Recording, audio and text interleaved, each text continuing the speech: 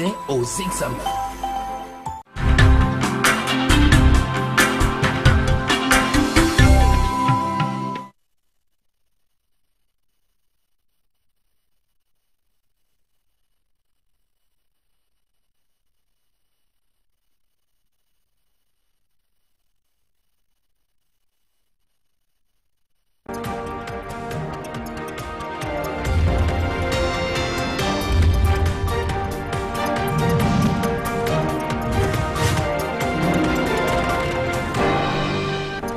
Mesdames, Messieurs, bonsoir et bienvenue au 20 bilingue de ce samedi 22 septembre 2018.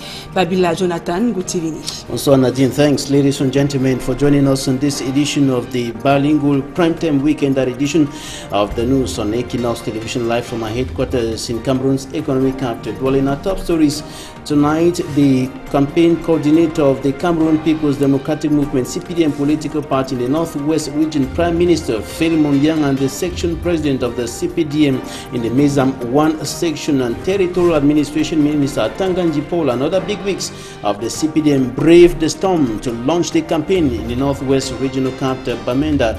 Threats from pro-independence fighters and the socio-political atmosphere which is tense in that region did not stop militants, sympathizers and officials of the party to converge on the Congress Hall. À la une de ce journal présidentiel 2018, c'est sous fond de tension que s'est déroulé le lancement de la campagne électorale du Mouvement pour la Renaissance du Cameroun, du MRC, interdit par l'autorité administrative de Douala. 4e, Maurice Kamto a bravé cette mesure et une altercation a éclaté entre militants sympathisants et forces de l'ordre pendant que Paul Biya lançait sa campagne sur les réseaux sociaux. C'est sous haute surveillance des forces de défense que s'est tenu un meeting du RDPC dans la région du Nord-Ouest Cameroun. Voilà pour le sommaire.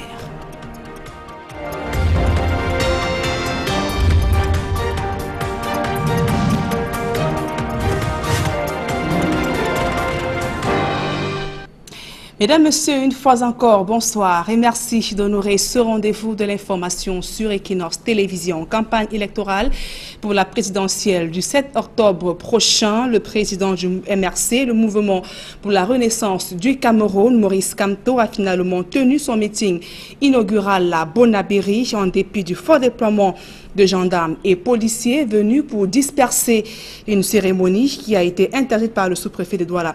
4e. Plus de précisions avec Jean-Paul Chouniat, Sif Eboulé d'Alastiana.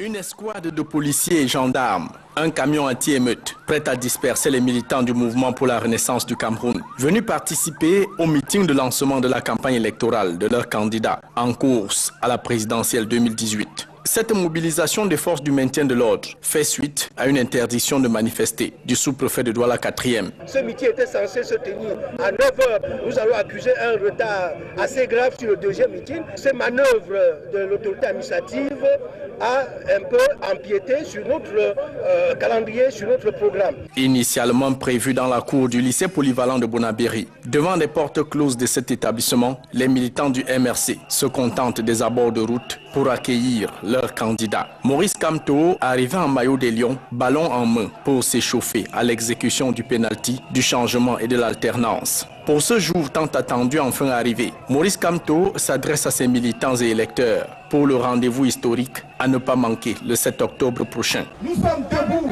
avec notre population, à côté de notre peuple, et nous nous battrons pour lui jusqu'au bout. Nous serons là avec vous. C'est quelqu'un qui a le profil, parce qu'il a côtoyé déjà devant ce qui se passe. Et maintenant, il a tiré les leçons. Il va apporter au peuple. Notre président, c'est un homme intègre.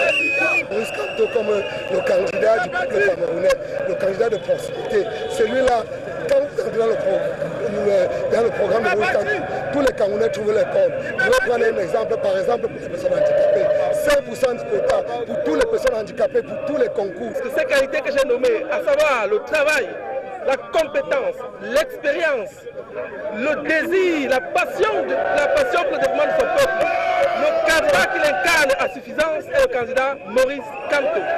Choisissons objectivement, choisissons avec la raison, ne choisissons pas pour des raisons partisanes, pour des raisons Des grandes lignes de son projet, refondation des politiques de santé publique, d'éducation, de formation professionnelle, de gouvernance, de diplomatie, pacification des deux régions anglophones, solution aux problèmes des réfugiés et déplacés de guerre. My first political trip will be in the northwest and southwest. I will go there to meet my people. I miss them. Voilà quelques défis majeurs que compte relever Maurice Kamto s'il est élu le 7 octobre 2018. Et précisons à la suite de ce reportage que Maurice Kamto a tenu son deuxième meeting au collège Saint-Michel, ici à Douala, après l'escale de Bonabéry, dans le 4e arrondissement de la ville de Douala. Et c'est dans la ville de Mbanga, département du Mungo, que Sèche Espoir Matomba a démarré sa campagne électorale. Le candidat du PURS est allé présenter son projet de société aux populations de cette localité afin d'obtenir leur suffrage le 7 octobre prochain. Le président du PURS, le Peuple uni pour la rénovation, a invité ces populations à prêcher la bonne nouvelle du changement.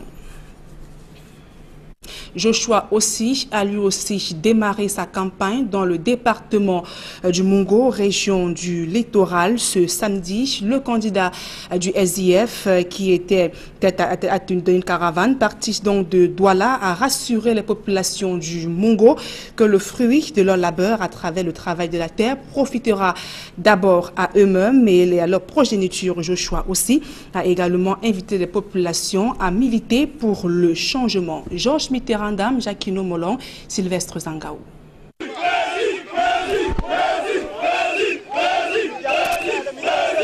Les militants du SDF se sont rassemblés à Bonasama, Douala 4e, pour accueillir leur champion.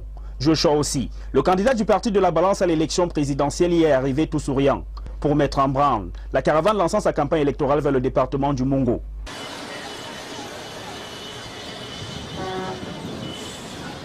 Premier arrêt, la ville de Dibombari. Vous aurez pour la première fois de l'histoire de cet arrondissement, un président de la République qui viendra vous rendre visite. La caravane se remet en route et marque de brefs arrêts dans les villes de Souza et Mbanga. Et à chaque fois, une aide de militants pour accueillir celui que le SDF voit déjà vainqueur au soir du 7 octobre prochain.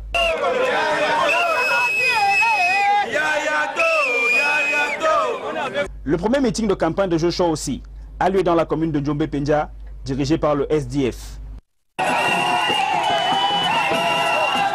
Nous ne pouvons pas vivre dans un pays qui produit le meilleur maïs au monde, n'est-ce pas? Les arachides, même les blancs viennent, n'est-ce pas? Le manioc, c'est toujours nous, n'est-ce pas? Toujours nous, n'est-ce pas? D'où vient-il que ceux qui produisent autant de bonnes choses n'arrivent pas à envoyer leurs enfants à l'école? Ça, on doit mettre fin. Le second meeting s'est déroulé dans la ville de Loum, dont la mairie est elle aussi dirigée par le Social Democratic Front. Et c'est pour cela qu'en tant que président de la République, j'ai dit qu'il faudra doubler les salaires des fonctionnaires. Seul candidat qui dit qu'il faut augmenter le salaire des fonctionnaires, c'est ce candidat-là que les fonctionnaires veulent combattre. Ce n'est pas la sorcellerie.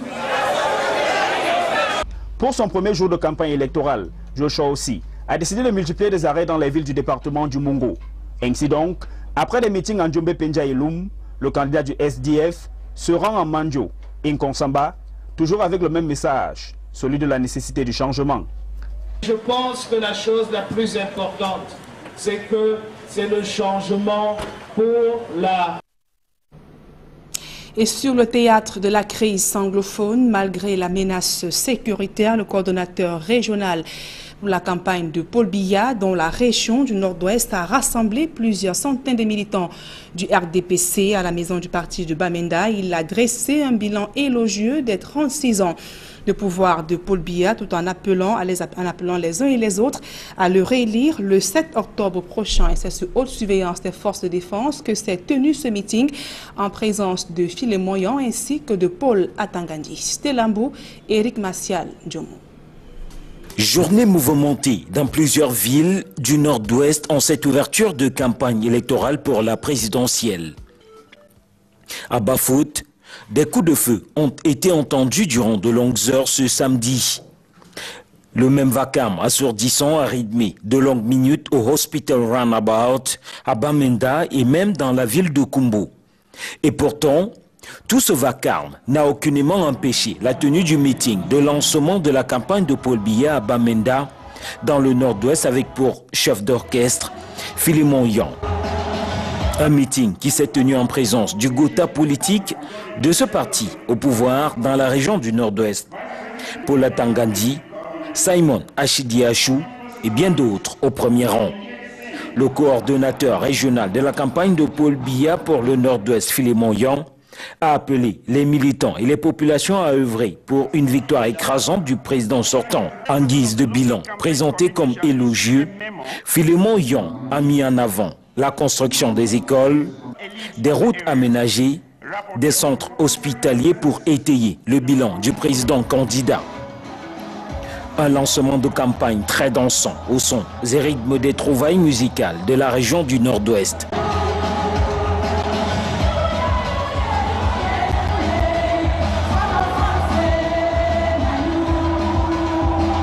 Tout ceci sécurisé par un important déploiement des forces de sécurité et de défense, la menace des sécessionnistes étant prise très au sérieux en ce début de campagne électorale par le RDPC.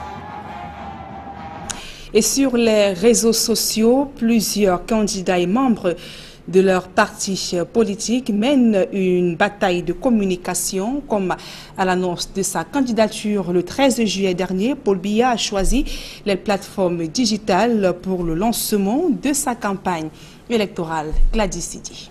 Paul Biya a privilégié les réseaux sociaux pour lancer sa campagne électorale. Un compte à rebours a été enclenché sur son site officiel de campagne. Dès minuit, le site a été lancé www.paulbiya2018.cm avec des photos du candidat du RDPC, tout sourire, présentant son slogan qui fait allusion à ses multiples années passées au pouvoir, la force de l'expérience. C'est toujours sur son site qu'il a pour la première fois dévoilé son programme en 10 points essentiels, axés entre autres sur l'amélioration des conditions de vie des Camerounais, la consolidation de la paix, la sauvegarde de l'unité, l'innovation, la promotion des sports et des arts, le rôle de la femme et des jeunes, la place du Cameroun en Afrique et dans le monde, la défense de la patrie. Paul Biya n'a pas hésité à présenter les grandes réalisations de ses 36 années passées au pouvoir et surtout à remercier ses nombreux soutiens, anciens et nouveaux. Paul Biya n'échappe donc pas à cette expansion fulgurante d'Internet. Une page Facebook spéciale campagne a aussi été créée, tout comme un nouveau compte Twitter qui enregistre déjà plus de 1000 followers. La démonstration de force des autres candidats à l'élection présidentielle s'est surtout faite sur le terrain. Mais sur leur page Facebook respective, ils ont retransmis en direct leur premier meeting de campagne. Des bus aux effigies de Serge Espoir Matomba, candidat du PURS, ont été dévoilés sur sa page officielle Facebook par son équipe de campagne. Contrairement à 2011, les réseaux sociaux sont au cœur de l'élection présidentielle 2018. Twitter, Facebook, Instagram, les candidats déploient leur stratégie pour séduire les électeurs. C'est donc une mobilisation 2.0 qui se présente aujourd'hui comme une nécessité. Et se place à Douala, les affiches du RDPC, le parti au pouvoir, inondent les principales places publiques, que ce soit Bonanjo, Deido, Aqua ou dans d'autres quartiers. Les gadgets mettent en exergue le slogan de campagne de Paul Biya, la force de l'expérience. Je vous suggère à présent d'écouter cette réaction du président de la commission communale de coordination de la campagne Avouri-Est. Il s'agit d'Emmanuel Pongo. Il est au micro d'Equinox Télévision. Nous y reviendrons sur cette sortie d'Emmanuel Pongo, certainement dans nos prochaines éditions d'information. Et toujours concernant ce chapitre, le directeur adjoint du cabinet civil de la présidence de la République vient de procéder à la dédicace d'un livre qui retrace les grandes réalisations du chef de l'État, Paul Biya. Le reportage de Guy Zogo et Élisée Borba. Bien qu'absorbé par ses responsabilités de directeur adjoint du cabinet civil de la présidence de la République, Oswald Baboké continue à tracer sa trajectoire d'auteur. Après le livre de la réunification, il publie un nouvel ouvrage en 2 tomes, dont Les septennats du président et Paul Biya, les grandes réalisations. L'auteur souligne que Paul Biya et son épouse sont sa source d'inspiration. Paul et Chantal Biya sont ce qu'il conviendrait d'appeler ma muse littéraire, tant il est vrai que mon inspiration s'est abreuvée à la source généreuse et a puisé à l'exceptionnelle densité de leur destin peu commun pour commettre cette œuvre. 2 mentors qui lui ont permis de disposer d'un statut et d'une stature dans le sérail, qui lui offrent l'occasion d'avoir à dire via l'écriture. La place de choix, ô combien noble d'estime, que le chef de l'État et son épouse ont bien voulu m'accorder dans le sérail au cours des 2 dernières décennies, m'a permis d'être un témoin privilégié de nombreux instants, faits, gestes, actes clichés et processus qui ont jalonné et façonné l'histoire contemporaine du Cameroun telle que relatée dans les 2 livres du coffret. Pour sa nouvelle parution, l'auteur scrute dans le tome 1 les septennats du président de la République qui lui paraissent déterminants. Pourquoi ce livre? Un soir, chez moi, alors que je feuilletais le parcours singulier et exceptionnel du président Paul Biya, l'homme d'État pour qui j'ai tant d'admiration et que je tiens pour modèle, mon attention fut attirée sur un détail à peine perceptible à tous, à savoir que le découpage de la vie du président Biya renvoie à une succession de septennats. Aussi ai-je décidé de partager cette découverte exceptionnelle avec les lecteurs.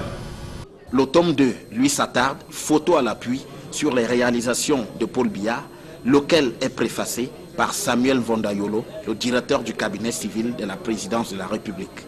Par la suite, je me suis intéressé à l'œuvre du président depuis son accession au pouvoir. Elle est immense et dynamique. Pour lui donner encore plus de vie, j'ai fait la part belle aux photos par rapport au texte. Ne dit-on pas qu'une image vaut 1000 mots? Au final, Oswald Baboké voit dans son livre la preuve des faits palpables et concrets de l'action du président de la République. C'est donc là, Excellences, Mesdames et Messieurs, chers jeunes amis, la continuation, mieux le prolongement de l'écriture d'une chaîne de faits vérifiables et tangibles dans notre pays, qui sont les motivations de mon activité éditoriale. On retient surtout que derrière les rideaux de Paul Biya, l'activité littéraire se porte plutôt bien, a tout dit. Et Maître Akere Mouna a lancé sa campagne du côté de Yaoundé. C'était au cours de la convention du Front populaire pour le développement tenue ce samedi au Palais des Congrès de Yaoundé. Le projet de société à cette occasion a reposé sur 5 piliers, à savoir la réforme systémique, l'éducation, la santé, l'économie et la justice sociale. Le leader du mouvement Now a reçu un accueil triomphal à son arrivée, à son entrée dans la salle du Palais des Congrès de Yaoundé. Quelques leaders des partis politiques alliés ainsi que des figures emblématiques de la politique au Cameroun ont assisté au tout premier meeting de lancement de campagne de Maître Akere Mouna.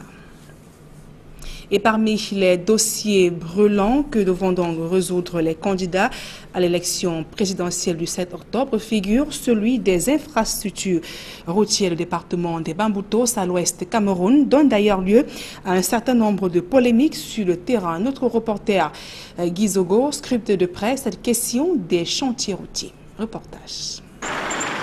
À l'heure où la campagne électorale bat son plein, les infrastructures routières et les chantiers qui ont cours à certains endroits vont mobiliser l'attention. C'est le cas dans le département de Bamboutos. Il s'y déroule actuellement 2 types de travaux, le bitumage lourd du lot Mbouda-Bam-Sogalim et un bitumage économique incluant les localités de Bafunda, Cheferi Bacham et Cheferi Bamenjida. Ces travaux suscitent la satisfaction des populations. Les travaux vont bon train, tout marche bien. Hein. Vous-même avez vu comment on a dégagé. Mais ça fait qu'il y a une fierté. La population est très contente. Hein. Nous avons toujours encouragé le ministre des Travaux publics pour l'initiative qu'il avait prise.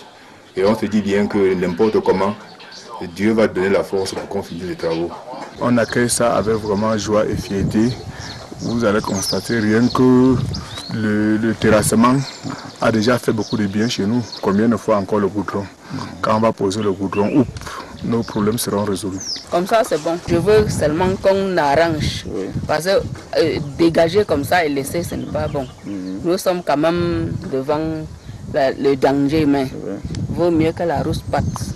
Il n'empêche qu'au-delà de ces satisfaits, une polémique a éclaté ces derniers jours, laquelle met en cause le ministre des Travaux publics, accusé d'avoir fait passer le bitume prioritairement par l'axe qui dessert son domicile. Devant ces accusations, des explications sont apportées. Pour sortir les matériaux des carrières, la route doit être praticable. Sinon, vous allez être bloqué par l'état de la route de la carrière vers les pistes secondaires, les pistes du projet. D'où l'intervention prioritaire de l'entreprise sur la piste qui mène à la carrière. Le ministre Ngano a eu la malchance d'avoir son domicile sur ce tronçon. Pourquoi? Parce que la base vie de l'entreprise ESER est là-bas. La carrière est là-bas. Si on a bitumé cette route, je pense que c'est pour desservir la carrière, l'une des plus grandes carrières qui va alimenter tout le projet. À toutes choses, il y a toujours les mécontents. Hein. Ça, c'est une façon de les diaboliser. Hein. Je crois que, à mon avis, moi, je crois que c'est une façon de diaboliser le ministre. Mais je crois que le ministre fait les travaux comme il se doit. Mais nul ne peut nier qu'il existe un vrai problème dans l'exécution de ces chantiers. L'entreprise turque ESER, en charge de celui-ci, montrant des insuffisances criardes. C'est que l'entreprise ESER est trop en retard dans l'exécution de ces travaux. Parce qu'elle a déjà consommé à peu près 74% de délai, mais elle n'a produit que 23%. Nous sommes vraiment globalement en retard, très en retard. Il est désormais question de réfléchir à un palliatif. Il y a plusieurs pistes. Si on veut garder l'entreprise, il y a la piste des sous-traitances qu'il faut explorer pour amener l'entreprise à sous-traiter une partie de ses prestations à la hauteur de ce que le code des marchés dit. L'autre piste, qui peut être la résiliation, elle nous paraît radicale parce qu'il y a des implications qu'on ne voit pas d'emblée. En attendant, chacun dans le département de Bamboutos espère voir les chantiers routiers atteindre rapidement leur vitesse de croisière. C'est avec ce reportage que nous mettons un terme à la première partie de ce journal. La suite, c'est en langue anglaise. Avec vous, Babiela Jonathan. Right, Nadine, campaigns are on the way ahead of the October 7, 2018 presidential election in the Republic of Cameroon. The meeting of the presidential candidates of the Cameroon Renaissance Movement, CRM political party, took place today in tight security in the Bonaberi neighborhood, Douala-4 subdivision. Hundreds of supporters of Professor Maurice Kamto were present to listen to his campaign message focused on the Anglophone crisis, health and social well-being, and the party maintains that it will not receive the campaign funds from government on grounds that the manner in which the money is dispersed is a scam. Mimi Mefu was in Bonaberi, and this is what she brought back. Day one of campaign kickoff for the Cameroon Renaissance Movement Party takes place at Lycée Polyvalent Bonaberi of the Douala-4 municipality, a different venue from that on the official program. The prohibition of the rally and heavy deployment of security forces explain why. The Cameroon is supposed to be a democratic country, and we don't know why we're supposed to launch campaigns under military surveillance. Dozens of police and gendarmerie elements were already at the site when CRM party members were still mobilizing. About 30 minutes later, the anti-riot vehicle arrived and uncertainty lingered on.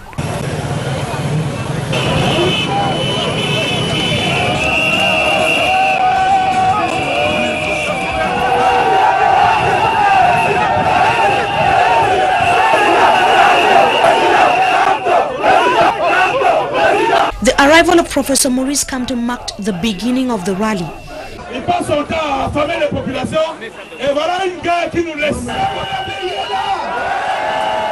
The campaign speech of the CRM flag bearer was repleted with promises of concrete solutions to the Anglophone crisis, the increase of minimum wage of Cameroonian workers from 36,000 to 55,000 francs CFA, access to potable water and better healthcare facilities.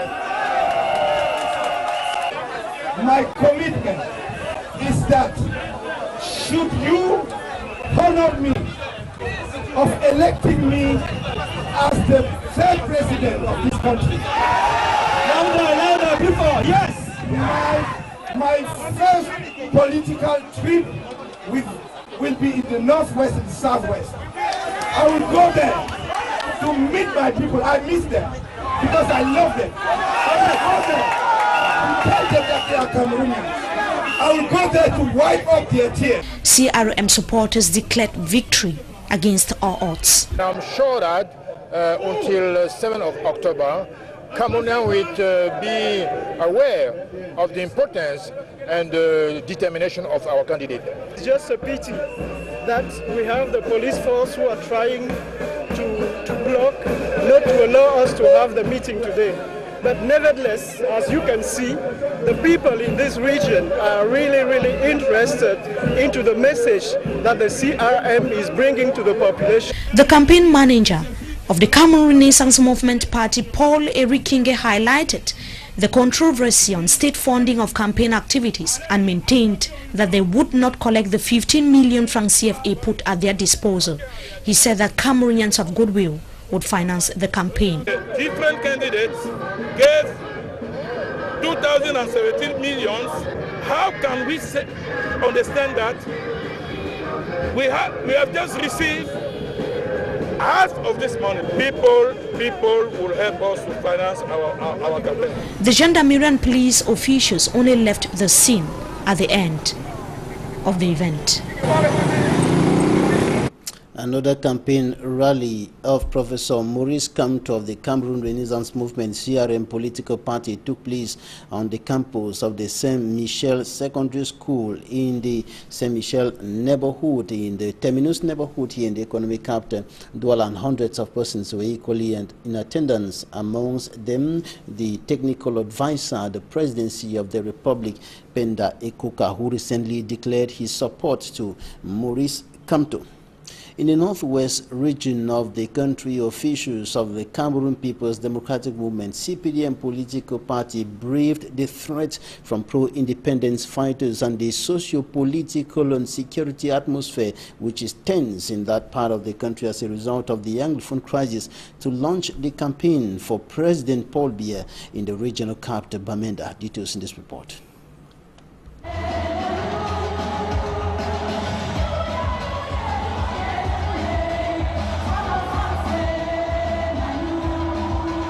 In the midst of gunshots, tension, uncertainty, and tight security, bigwigs of the Cameroon People's Democratic Movement, CPDM political party, coordinator of the campaign in the Northwest region, Prime Minister Philemon Yang, Mezamgwan Section President, Territorial Administration Minister Atanganji Paul, former Prime Minister Achidi Achu, and others lead militants, supporters and sympathizers of President Paul Biya's party into the October 7 presidential race.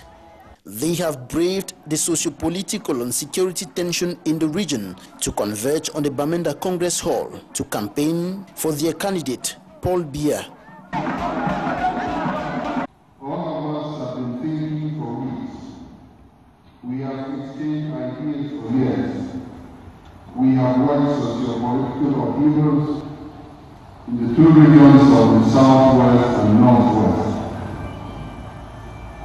Bravo, you have been very vigilant Cameroonians, and we thank you for coming. From here, the CPDM officials and militants in the Northwest region will go hunting votes from door to door. Under the chairmanship of the Prime Minister, we've been putting up strategies in place on how we're going to go about our campaigns, considering the social crisis. We have to know that large meetings are not going to be the top of the day within the region.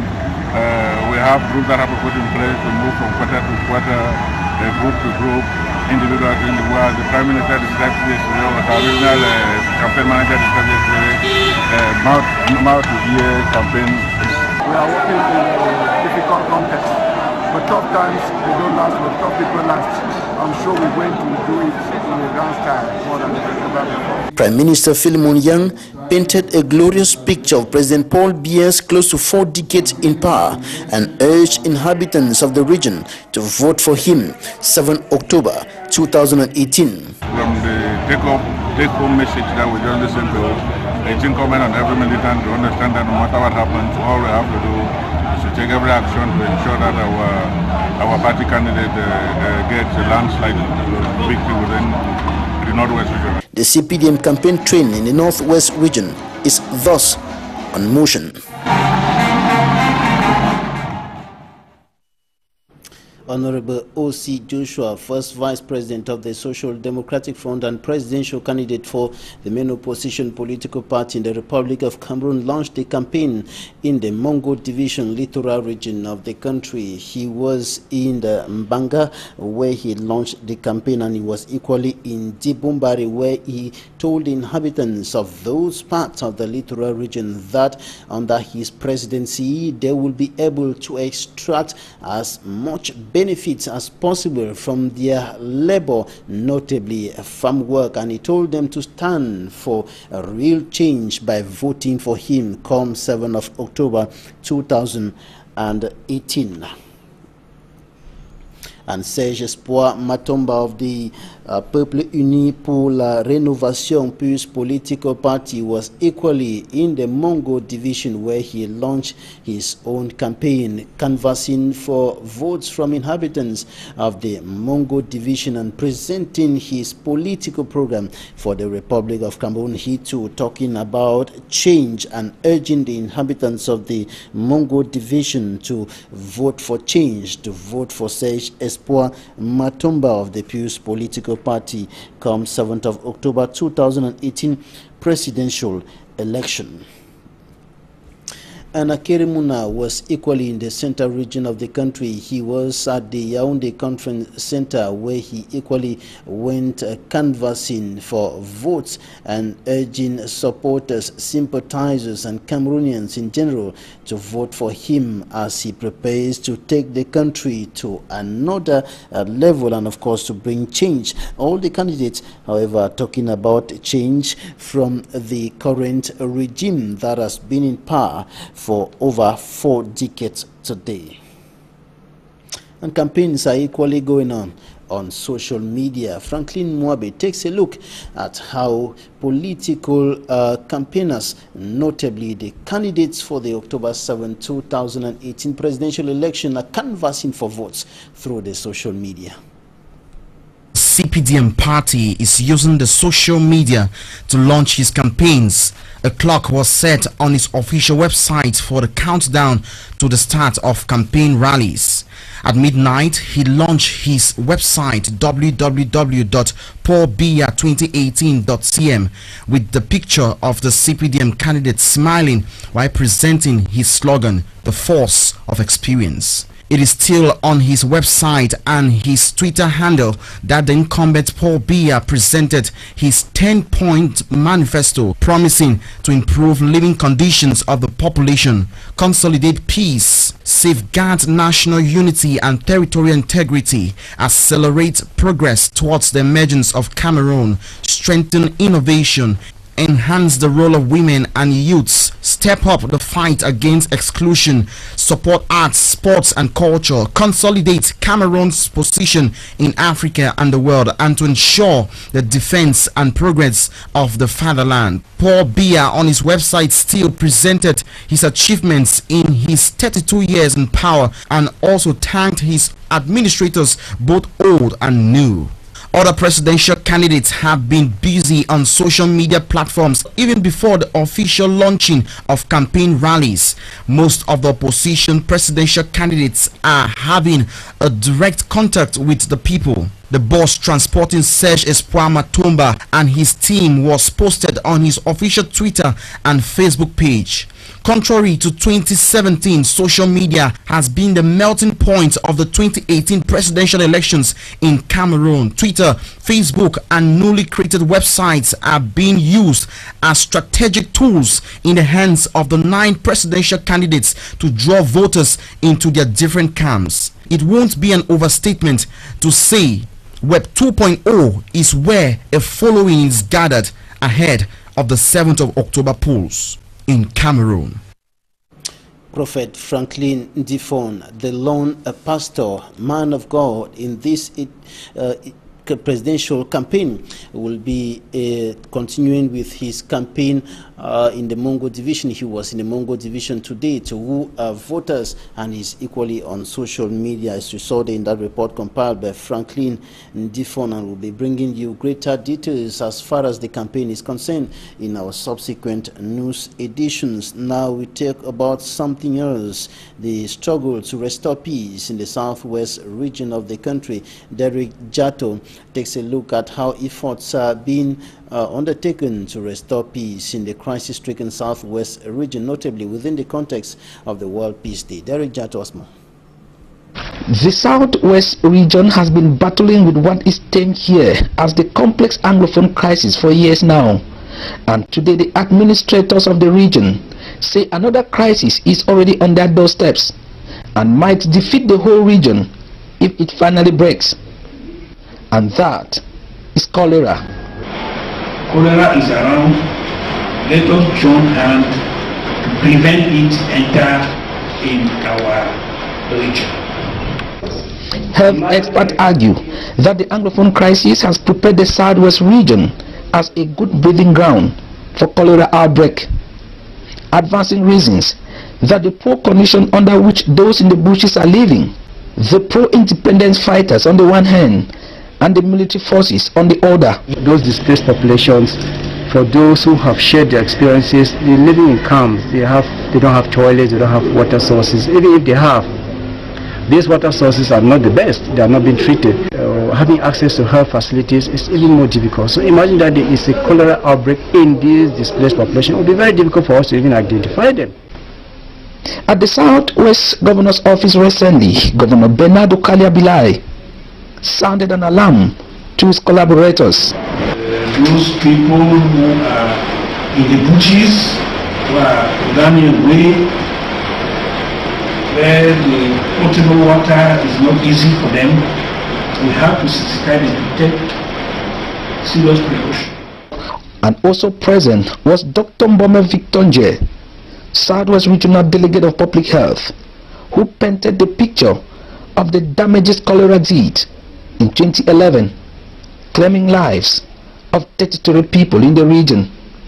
A press conference will be convened the next day at the Public Health Delegation on the same subject, during which basic preventive measures against cholera were outlined.